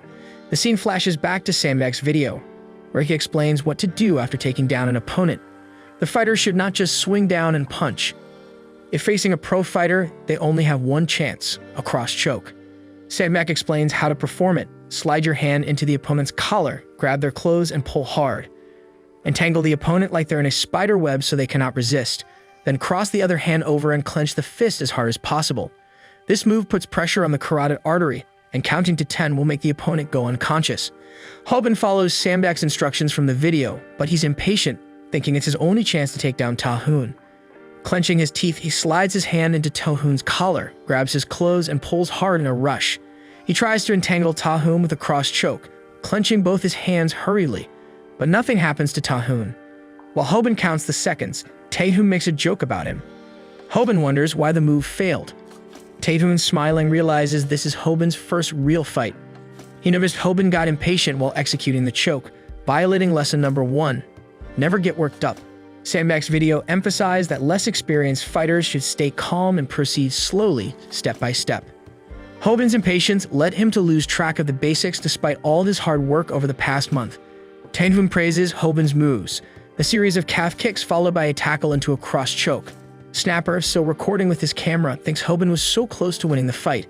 Some live stream viewers comment that Taehoon let himself get taken down on purpose. Snapper is bewildered by the comments. It turns out to be true. Taehoon allowed himself to be taken down to steal one of Hoban's water shoes. Taehoon shows Hoban the shoe, which he took without Hoban noticing. Hoban wonders when Taehoon took his shoe. One viewer comments that no way a pro fighter could be taken down by a single tackle from an amateur. Hoban recalls Sandbag's video, which advises that if a strategy to strip away the opponent's kicking ability fails, it's better to run away immediately. Gil, watching the live stream, is bewildered and worried about Hoban. Sandbag's video continues, saying that when fully unleashed, a kick can have the force of a 1-ton truck. The scene shows Taehoon wearing the single water shoe he took from Hoban, finally ready to kick. The scene shifts to a cafe where Munsung Kim, a rising MMA star in Korea, is sitting and watching the livestream. Bulma Choi stands beside him. Munsung asks Balmy if she's sure she doesn't want to watch the fight. He understands that Balmy is still angry at Hoban for ignoring her calls. Munsung adds that Hoban is facing a pro fighter and managed to land a move. After hearing Munsung's comment, Balmy suddenly pushes him to get a better view of the livestream, although she claims she's not interested. Munsung comments that Hoban messed up the last action. When Balmy asks if Hoban will win the fight, Munsung turns off his phone screen, saying it's better for Balmy not to watch the fight right now. Back to the fight, Taehoon is now wearing Hoban's water shoe. Snapper, worried, screams for Hoban to wake up. Hoban is still in a state of confusion, realizing that Taehoon let him land the tackle and cross choke just to take one of his shoes. Hoban wonders if all this hard training over the past month has been in vain. Many viewers in the livestream cheer for Hoban, urging him not to give up. Hoban apologizes to the audience, saying there's no way he can beat Taehoon. He had zero chance from the start. Snapper yells, thinking Hoban wanted to make money while Hoban is still dazed. Hoban snaps out of it after hearing Snapper's words, acknowledging the audience's support. He recalls Sandbag's teaching that Taekwondo fighters can only unleash their true power if they can use both feet. He also remembers Snapper once said that Taehoon's dominant foot is his right one. Since Taehoon is wearing Hoban's water shoe on his right foot, he'll use his left foot to kick to avoid slipping. Hoban intends to try his strategy one more time, land a tackle and finish with a cross choke. But before he can finish his thought, Taehoon's left foot flies toward him, kicking him right in the stomach. A glimpse of Sandbag's teaching flashes through Hoban's mind. Being kicked in the stomach by a pro fighter will make the fighter's head go completely blank, and no one can stay sharp after being hit by such a powerful kick. Indeed, Hoban can't breathe, his vision goes blank, and his mind is completely absent after Taehoon's kick. He doesn't know what happened, let alone what he's supposed to do. In a split second, he hears Snapper yell at him to snap out of it. Hoban tries to throw a punch mindlessly after hearing Snapper's yell, but Taehoon easily lands another kick to Hoban's head before Hoban's punch can connect. Hoban tries another attack, the calf kick, but before he can finish shouting his move, Taehoon has already kicked him multiple times in the head. Sandbag's words echo in Hoban's mind. All the hard work will go down the drain as Taekwondo moves can strike from any angle. Hoban goes blank after receiving many of Taehoon's kicks to the head. Taehoon raises his left foot high and then tramples Hoban's right foot with his back foot. Hoban screams in pain.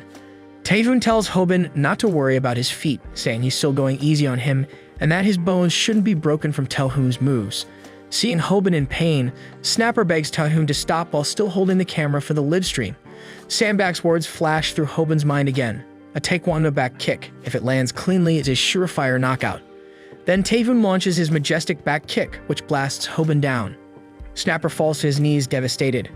Taehoon touches Hoban's stomach with his finger, joking that Hoban is lucky. If it had been Taehoon's right leg, Hoban might be dead after that kick. He asks Hoban if he's alright, suggesting he might have cracked a rib or two. Taehoon moves towards Snapper to claim the promised YouTube channel, talking about working together and asking what kind of content they should make. Snapper tells him to stop. Taehoon, confused, asks why he should stop when they haven't even started. But Snapper isn't talking to Taehoon, he's talking to Hoban, asking him to stop. With blank eyes, Hoban leans against the wall. He murmurs that Taekwondo back kicks are dangerous even if they don't land fully, and that a fighter needs to build up a body that can resist them. He mentions lesson number 3, how to beat a Taekwondo fighter in a fight as a regular person. Hoban continues murmuring about controlling the environment to take away their ability to kick, and then tells the livestream audience to stay tuned while standing in the toilet stall. Snapper begs Hoban to stop, saying he doesn't have to go this far, but Hoban doesn't care anymore. Yelling like a usual streamer, Hoban tells the audience to like, subscribe, and hit the notification button, clenching his teeth and raising both hands, ready for the fight. Taehoon looks at Hoban with pity, telling him that standing in a toilet stall with walls on all sides won't prevent him from using kicks, and that Hoban will never win this way. But Hoban insists. Taehoon then launches another Taekwondo back kick, a majestic move with air resistance moving along Taehoon's left foot. Taehoon's aura glows, showing the power of a pro fighter. But this time, it's different. Hoban manages to evade Taehoon's kick. Hoban grabs the upper rod of the toilet stall and swings his body high, moving so fast that Taehoon's kick misses its target.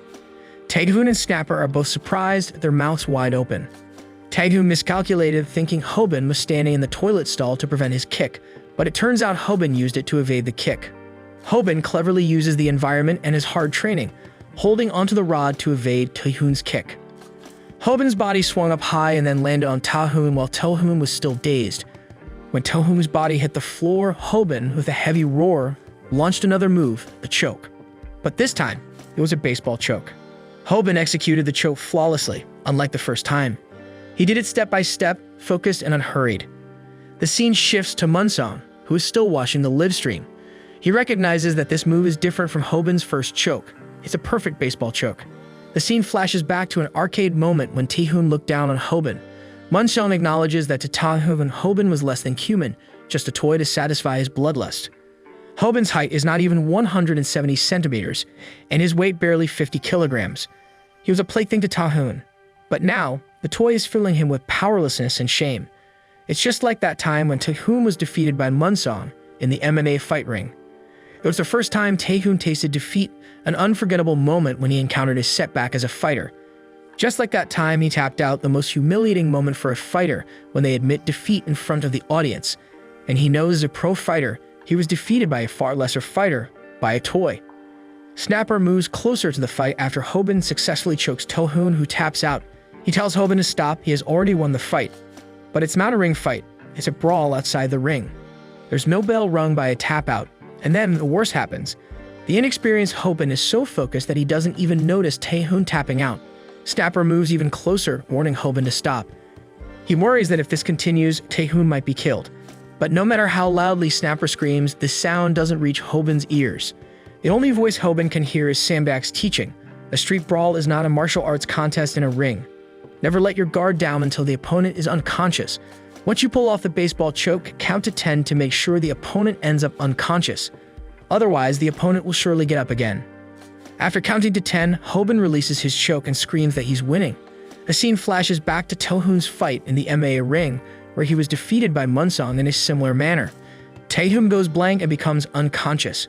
When Taehoon wakes up, he's already on the floor. He hears Snapper nagging Hoban that they must leave before Taehoon regains consciousness. But Hoban insists they can't leave Taehoon like that. When Taehoon makes a noise, they both stammer. Hoban explains that he was just worried about Taehoon's watch, which seems important to him. Taehoon throws his hand at Hoban, but as he leaves, he admits that he lost and tells Hoban he can have his YouTube channel. And like a usual defeated antagonist, he doesn't forget to tell Hoban that he'll make sure Hoban regrets it when he sees him again. Hoban makes a joke, telling Snapper to stay clear of the arcade. Hoban continues with his objective, the ads.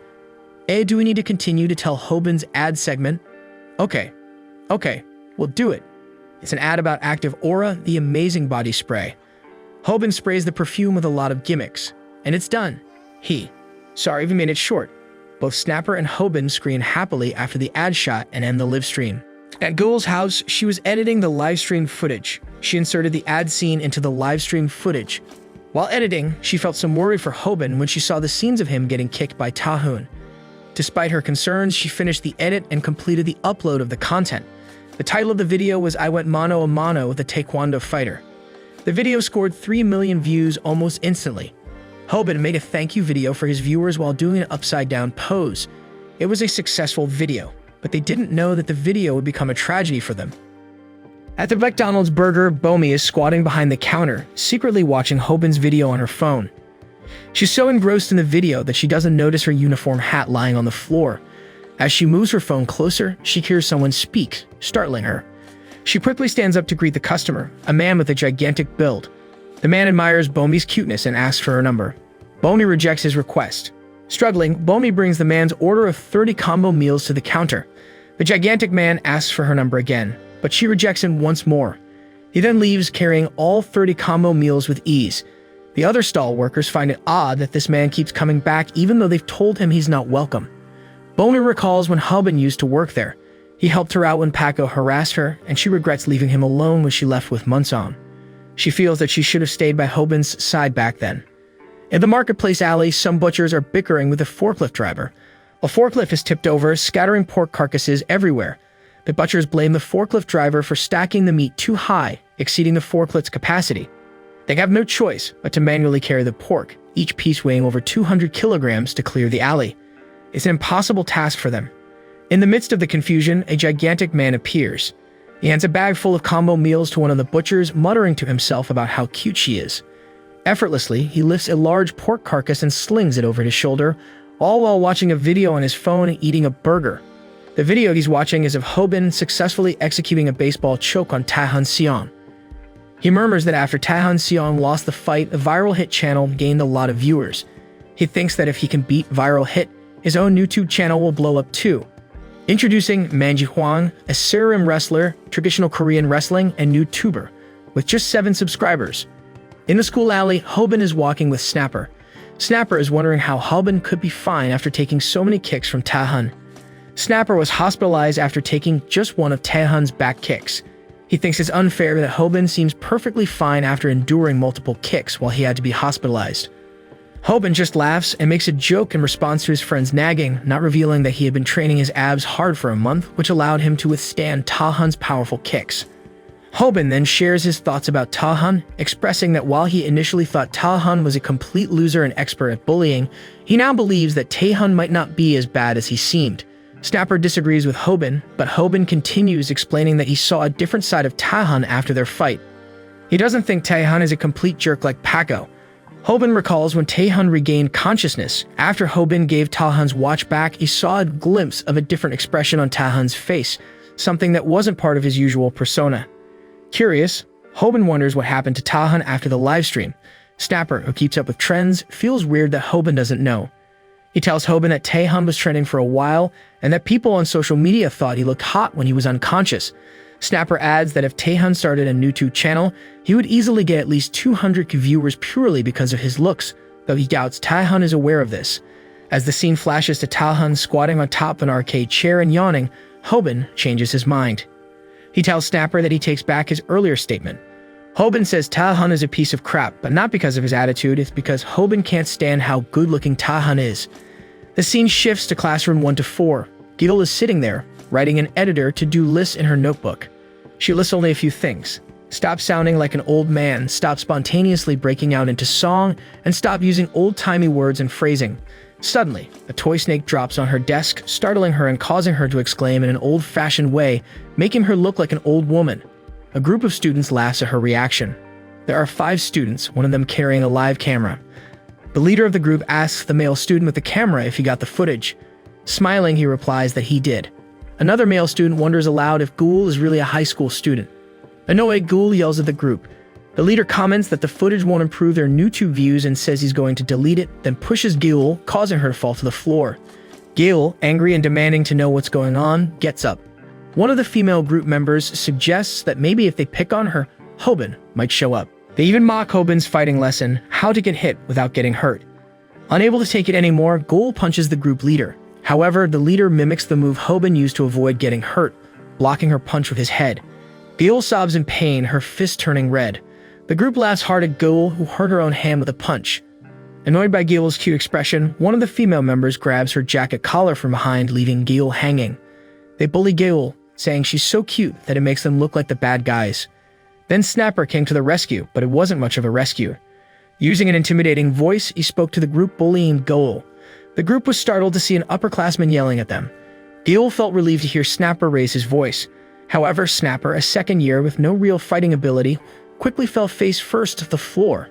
He received no respect from the first-year group. Embarrassed, Snapper couldn't help but feel humiliated while Ghoul continued yelling at the group. The group only intensified their bullying, mocking Snapper as well. The group leader blamed Ghoul for Snapper's loss of honor as a second year and prepared to slap her. Suddenly, Hobin grabbed the group leader's hand. The leader looked down on Hobin, remarking that he hadn't realized how tiny and cute Hobin was in real life. Hobin felt the situation was unfair, as they were all huge despite being first years and they were completely underestimating him. Regaining his composure, Hobin asked if they had just hit Snapper. The group leader arrogantly confirmed it and challenged Hobin to a sparring match. One of the female group members patted Hobin on the head and accused him of staging his fight with Taehan, believing there was no way Taehan would lose to Hobin. The group leader, growing more arrogant, challenged Hobin to a one-on-one fight with their new 2 channel on the line. Hobin didn't want to let them get too cocky, knowing they were nothing compared to Taehan. Trying to imitate Taehan's threatening tone, Hobin demanded 101. The group leader gave Hobin 101 with pity, and the entire group laughed hard. Hobin's attempt to mimic Talhan's intimidation failed miserably, coming off as begging for money rather than a threat. Hobin's face darkened with embarrassment as he looked at the 101 coin in his palm. He hadn't realized how different the persona made him appear. It was a truly embarrassing moment. The group leader, attempting to escalate the situation further, tried to humiliate Hobin more by preparing to slap him. Just as the group leader raised his left hand and Hobin took his stance, Munsung Kim appeared behind Hobin. The group leader was shocked by Munsung's presence. The 3 members of the viral hit YouTube channel gathered outside the school building. Hobin murmured that he should have asked Munsung to tag along from the start. Snapper added that while he managed to be a Paco before, he couldn't manage to do anything this time. Goul was just glad it didn't turn into a full-blown brawl. She thought Munsung was the type of person who only used violence when absolutely necessary. Snapper asked Goul about the group that had bullied them. Goul explained that they called themselves the Comedy Crew and their content was mostly street pranks. Goul found it annoying that they were somewhat popular despite their awful attitudes. While they were talking about the Comedy Crew, Hobin spaced out. Snapper, getting angry, yelled at Hobin. Hobin responded by saying he was thinking. Snapper became even angrier, knowing that Hobin had just quaked in front of the Comedy Crew group. As Hobin and Snapper bickered, Goul murmured something about the how to get hit without getting hurt technique. Hobin and Snapper continued yelling at each other until Hobin finally apologized to Goul, admitting that he had been really scared and promising to fend them off if he got another chance. Goul found Hobin so cool when he apologized to her, and her face turned red. She realized she had a crush on Hobin. In his room, Hobin was lying down on the floor, recalling Munsung talking friendly with him on the school stairs. Hobin was cheerful that Munsung treated him in such a way, but Munsung didn't care about all that. He urged Hobin to call Bomi, saying she didn't deserve to be coasted by Hobin. Munsung knew it wasn't easy for Hobin, considering the disgraceful moment he had in the past with Bomi. Switching to Goul's room, she had lost her cool after being crushed by Hobin that afternoon. She hugged her cat doll, rolled over on her bed, and punched her cat doll before texting Hobin. At McCannell's Burger, Bomi felt relieved after the stalker, the gigantic man and serum wrestler Manji Huang left. She found it really creepy that he stared at her every day. It was her late shift tonight, and she worried he would be waiting for her after work. As she was spacing out, she heard a familiar voice in front of her. It was Hobin, requesting the strawberry parfait they didn't get to finish before. Bomi politely rejected the request. With a sweaty face and trying to look cheerful, Hobin continued his venture, but it didn't look cool at all. Bomi brought out an off-menu strawberry parfait to the stall table and left Hobin alone. Hobin bowed his head down, regretting the past. He thought he was asking too much after contacting her for 2 whole months. Even though he had his reasons, there were things Bomi didn't need to know. Hobin was about to leave to avoid causing too much of a scene. Bomi paused for a moment when she saw Hobin looking down in front of the stall. Then Hobin took the food tray from the stall table, accidentally exposing the cheat sheet, a step-by-step action guide he had written on his palm. Bomi saw the cheat sheet and read it, giggling afterward. When Hobin noticed, she pretended to be calm but couldn't hide her amusement. She insisted on serving the next customer, but there was no one else behind Hobin. Hobin's eyes widened when he saw Bomi blushing red all over her face. Bomi still insisted that Hobin leave, but Hobin, smiling, refused to go. He knew Bomi was trying to hide her feelings. Hobin began barraging her with endless questions. Bomi reacted with a straight face and then asked about Hobin's new editor, making a cute smile. Hobin was startled by Bomi's question and her expression. At that moment, Hobin felt that Bomi was even scarier than Taehan. Even though he didn't quite understand, Hobin encouraged himself to explain about Gil, his new editor, spontaneously and in a weird way. Bomi asked again if Gul was cute. This time, Hobin really didn't know what to do, let alone how to reply to Bomi's question.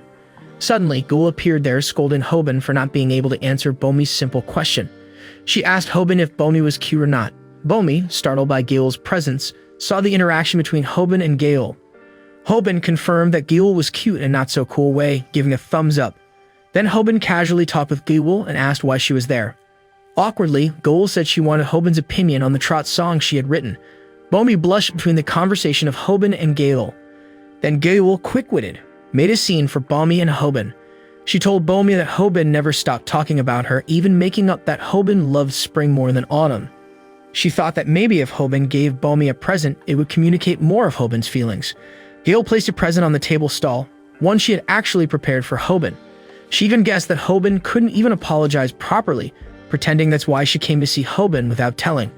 Seeing the scene in front of her, Bomi spoke softly to Hobin, asking him to text her. Hobin was surprised to hear what she said, Then he looked at Bomi brightly, promising to text her a lot. Seeing Bomi and Hoban somehow connected, Gul excused herself, saying her ingrown toenail was acting up, leaving them both with a sad song playing in the background. Just like the way Hoban took his leave when he met Bomi and Munsong all together. Gil felt hurt, knowing how it feels to use an imaginary ingrown toenail as an excuse. She left them both with a sad song playing in the background. At noon on the sidewalk, Bomi was texting while walking, messaging Hoban. Then a voice alerted her that there was something on her bag. Suddenly, a snake toy was thrown at her, causing her to fall onto the street. It turned out to be the comedy crew making a prank video, and this time, Bomi was their victim. Bomi was startled when they apologized, but she remained on the ground as a car approached her at high speed.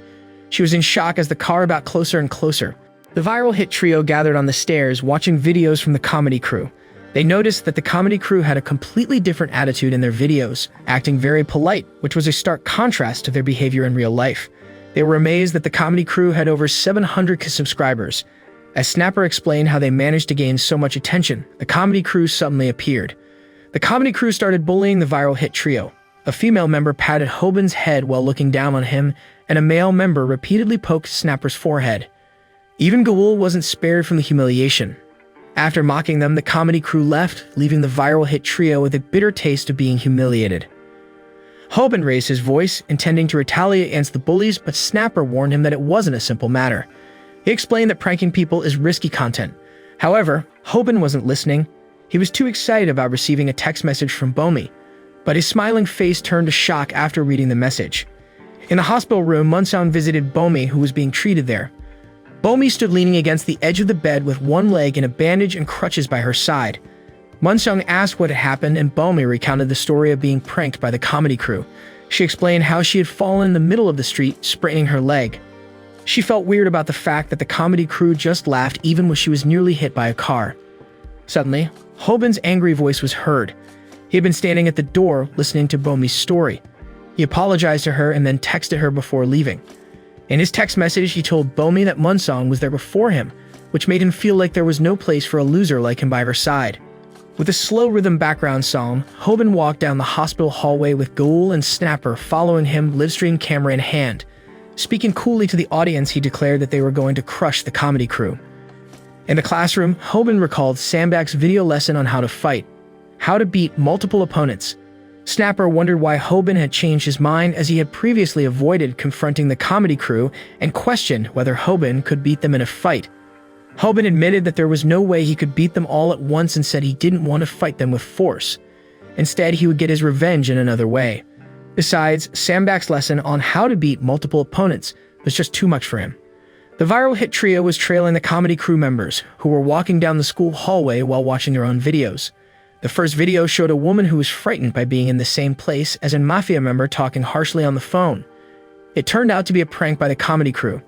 The second video featured a teenager smoking in a non-smoking area, right in front of a no-smoking sign, when two police officers came to warn the teenager. Both videos garnered millions of views and, of course, millions in revenue. After the comedy crew members passed them, Snapper asked Hoban if he had heard what they were talking about. Hoban said no, he only caught a bit, about 2 million yen. After Snapper sighed, Hoban refocused on their objective to bring down the comedy crew. Based on Bomi's story, he was certain that they were staging their content, and the viral hit trio needed to gather evidence. Snapper had already found some clues. The first video lasted over 2 minutes in an elevator in a 7-story building, which wouldn't happen unless they used paid actors. Hoban and Gaewol were startled by Snapper's explanation. For the second video, Snapper had done his homework by asking the police station for more information. It turned out that the police officers were indeed sent there that day, but not because of the cigarette. They were there to check out the sighting of a wanted criminal. However, this wasn't evidence strong enough to bring the comedy crew down. The viral hit trio needed a more fatal blow. Fortunately, Rumi, a new tuber with 120 subscribers, suddenly appeared before them. She asked for a collaboration and proposed a prank about spilling coffee on a woman's shirt. Hoban totally rejected the idea at first. On the street, Rumi's prank about spilling coffee took place, but not with Hoban's viral hit channel. It was in collaboration with the comedy crew instead. After the take was done, they started talking about the stage stuff they made. Ruby stated that fooling stupid viewers was easy, and the comedy crew leader agreed. The rest of the members chimed in about how simple it was to trick the audience, jokingly mentioning how they were just milking the viewers for cash. The comedy crew leader Kansa offered Ruby a cigarette, but she rejected it. Instead, she encouraged them to do more videos and asked if they had any ideas. Hyunsuk had an idea for the next video, exposing Viral Hit.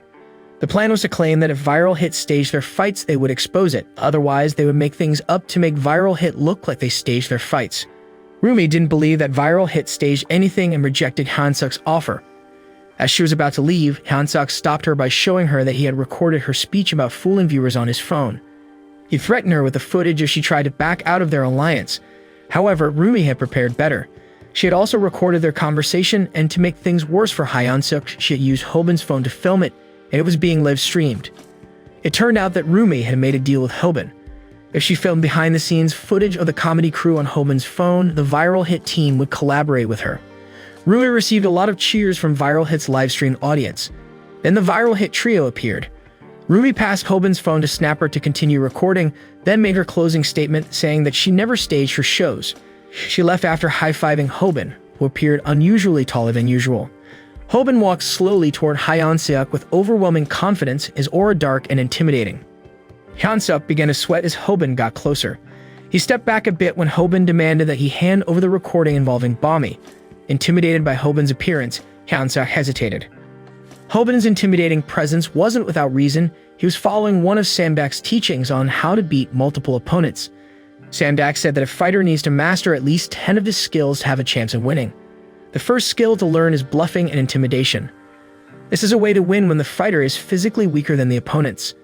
Even though Hobin was nervous and about to lose his composure, he maintained an expressionless face to hide his true feelings and bluff Hyunsuk. He ordered Hyunsuk to leave his phone and go away. Hyunsuk and the rest of the comedy crew members began to sweat even more as they faced Hobin's intense presence. But before Hobin could get close to Hyunsuk, his right foot stumbled on a drainage grate. His right shoe flew off toward Hyunsuk, revealing double insoles inside. The episode begins with Hobin running through an alley, chased by the comedy crew group. One of the comedy crew members tries to punch Hobin, but Hobin uses his how to get hit without getting hurt technique, followed by his calf kick. Despite the comedy crew catching up to him, Hobin faces 3 members with a newfound confidence. For the first time, Hobin doesn't hear Sandbak's voice guiding him during the fight. This isn't because he forgot the lessons, but because he was overly excited and lost his cool. Hobin just developed a lust for fighting without even noticing it. Munsong watches Hobin's live stream with his colleagues. While they underestimate Hobin's calf kick, Munsong dismisses their assumptions. He knows that Hobin practiced his simple calf kick 10,000 times in a single month, making his kick weight different. Munsong believes that after a single kick, neither comedy crew member would be able to move, even though they try to hide their pain. Munsong also notices something strange about the comedy crew leader, Hyunsuk, who remains frozen despite not being hit and able to move freely. Suddenly, Munsong's master, Logan Gracie, a triple MMA champion, appears.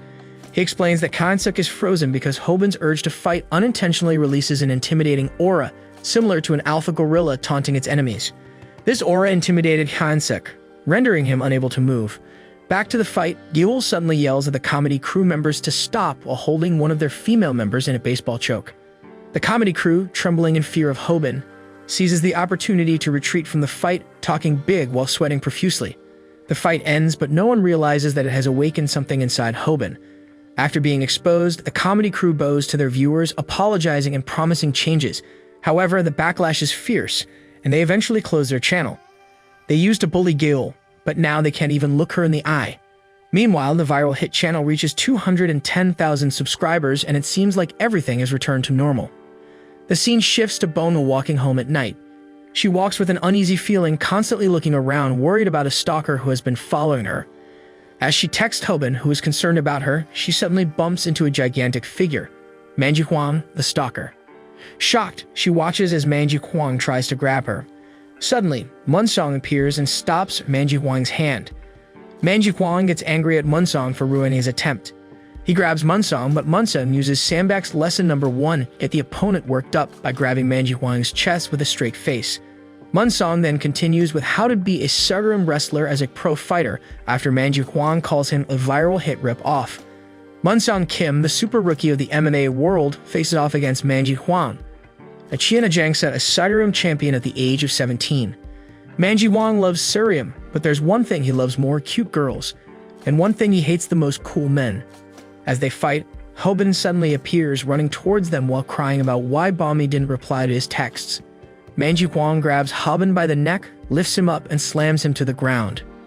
In the classroom, Snapper and Gaiul find Hoban hiding inside the cabinet below the sink. Hoban is deeply embarrassed after being disgracefully beaten by Manji Huang in front of Bami. Snapper tries to comfort Hoban, explaining that Manji Huang is a monster, all brawn from head to toe like a wild animal, a boar that no normal person could fight. Initially, Snapper intended to keep the incident a secret from their viewers. Unfortunately, Manji Huang posts a selfie on social media with Hoban lying on the ground in the background, declaring that he beat Viral Hit. Manji Huang's post gains a lot of attention and many Viral Hit viewers demand a rematch. Gil asks Hoban if he plans to fight Manji Huang again, but Hoban remains silent. Snapper urges Hoban not to fight Manji Huang and to find another way out of this situation.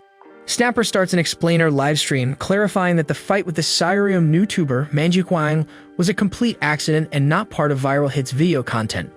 This helps shift the viewers' opinions in favor of Viral Hit, and Snapper manages to avoid a rematch between Hoban and Manji Huang. However, Hoban grows increasingly uncomfortable, though he can't pinpoint why.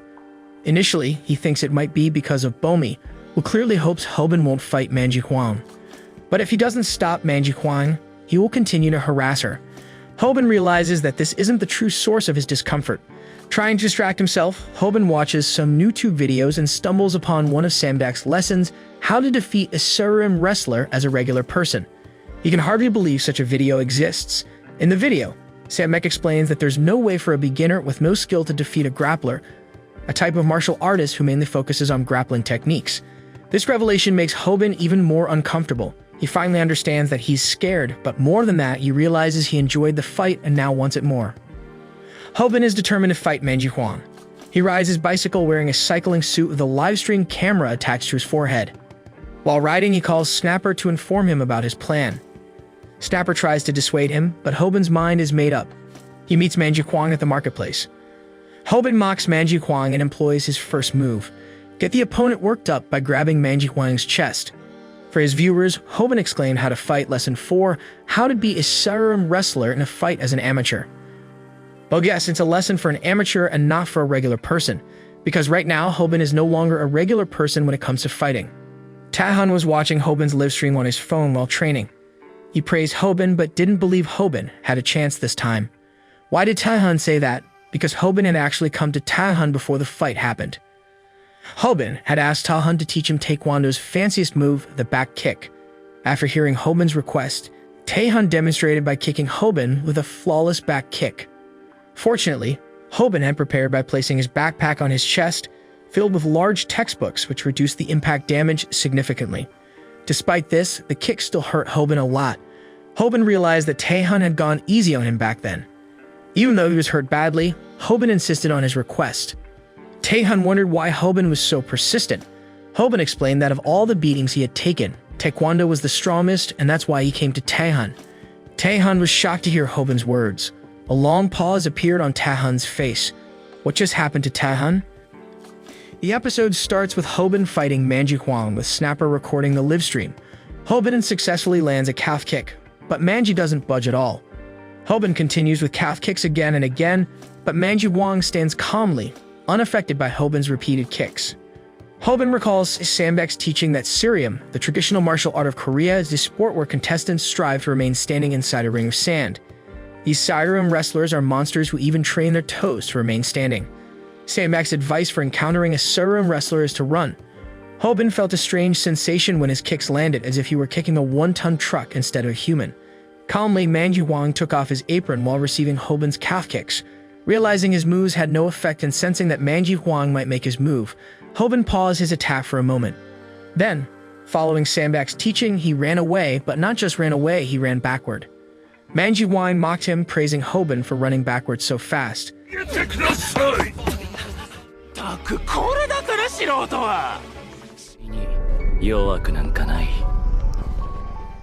On the other side, Snapper provided commentary for Viral Hit's viewers, confidently stating that Hoban's game plan was already in motion. Most of the viewers responded jokingly to Snapper's commentary, with some saying that Snapper didn't know what he was talking about. They pointed out that basic training for Surium wrestlers involves running at full speed on sand. Manji Huang started to chase Hoban and ran much faster than Hoban's backward run. He quickly closed the distance, but then Hoban punched him right in the face. Sandbach had added in his teaching that every animal, including humans, is most vulnerable when running. Hoban followed Sandbach's advice exactly. He ran backward to create space without losing sight of his opponent, and when the opponent chased him, it created an opening for him to strike. That's why Hoban punched Manji Huan while he was running. Unfortunately, Manji Huan, an experienced Saruman wrestler built differently, was not damaged at all by Hoban's punch.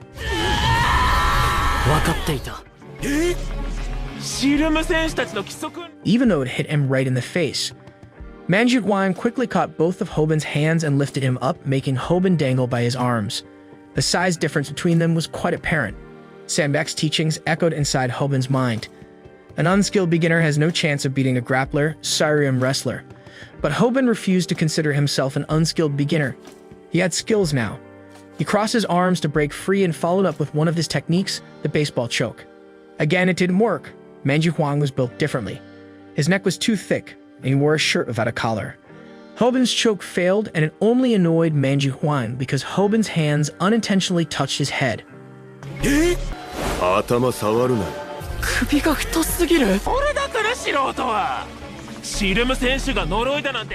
Frustrated that all his moves had failed, Hoban noticed that Manji Huan was particularly annoyed when touched on the head. So he used Sandbach's fighting lesson number 1, yet the opponent worked up by poking Manji Huan's head, and he regretted it instantly. Manji Huan made his move, performing the flashiest Saruman move, the front suplex. Hoban's body lay on the ground with his eyes rolled back. In the corner, Snapper was trembling as he live-streamed the scene, worried that Hoban might not survive this time. Suddenly, he was shocked by what he saw. Manji Huan ripped out an object resembling a spine from Hoban's body and stared at it closely. It turned out to be a spine protector commonly used in bicycle suits.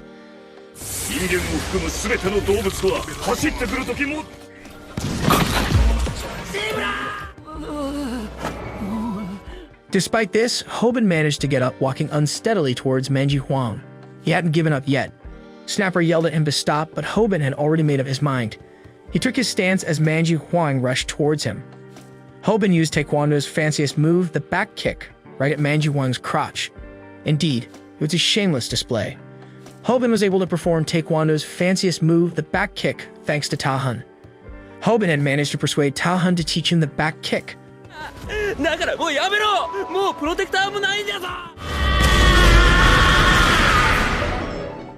Hoban's statement that Taekwondo was the strongest among all the beatings he had taken made Tahan reflect on his past. He remembered a time when MMA was so popular that nobody wanted to learn Taekwondo. His father had to use the dojo to teach kids how to do their homework instead of teaching Taekwondo because making a living from teaching Taekwondo alone was impossible. Tahan refused to accept that reality. He swore he would overwhelm MMA fighters with Taekwondo to prove that it was the strongest martial art. Back to Hoban's fight. It turned out Hoban had kicked Manji Huang's crotch unintentionally. He had aimed for Manji Huang's solar plexus, but hit his crotch instead. In the corner, Snapper defended Hoban's actions, commenting that kicking the crotch in his street fight was acceptable. As he mentioned that the fight was heating up and they had just reached 30,000 live viewers, Manji Huang made his move again, performing the front suplex. As Manji Huang lifted Hoban's body high, Snapper trembled in fear because Hoban no longer had his spine protector. It would be a devastating injury if Hoban was slammed to the ground this time. In the midst of panic, Hoban instinctively grabbed anything he could hold onto. Unfortunately, he grabbed Manji Huang's hair. Then something weird happened. Manji Huang's hair slipped from his head, and Hoban managed to land on his feet unharmed. In short, the fight was over.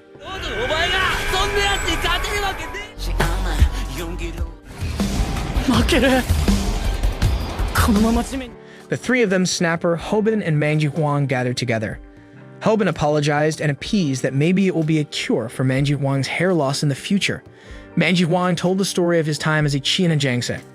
He invited the good-looking Syrian wrestlers who gained more popularity even though their weight classes were lower than his. He wanted a girlfriend so much that he grew impatient. When Hoban asked, he explained that he did chew hair growth supplements. Manji Huang clarified that he thought Wonsong was stalking Bomi and he just wanted to help her. Briefly, Snapper and Hoban could tell that Manji Huang wasn't a bad guy. With a lot of tears, Manji Huang asked if he would ever get a girlfriend. Both Hoban and Snapper cried hard, reassuring him that he would eventually find a girlfriend. It turned out the livestream hadn't ended yet. The viewers were still watching their conversation. A lot of viewers cheered up Manji Huang, encouraging him not to give up. The live stream ended with Manji Huang's tears of happiness.